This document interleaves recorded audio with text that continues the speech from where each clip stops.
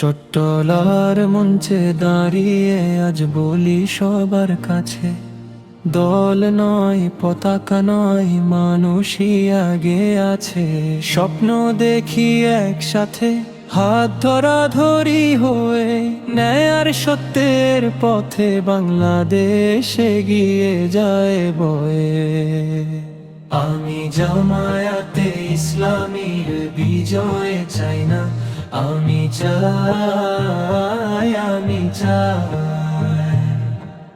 18 কোটি মানুষের বিজয় চাই। আমি জামায়াতে ইসলামীর বিজয় চাই না, আমি চাই 18 কোটি মানুষের বিজয় চাই। স্বপ্ন দেখি একসাথে হাত ধরাধরি হয়ে, ন্যায় আর সত্যের পথে বাংলাদেশ এগিয়ে যায় বয়ে।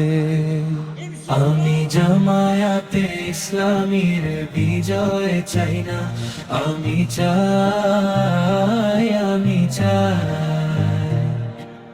18 কোটি মানুষের বিজয় চাই।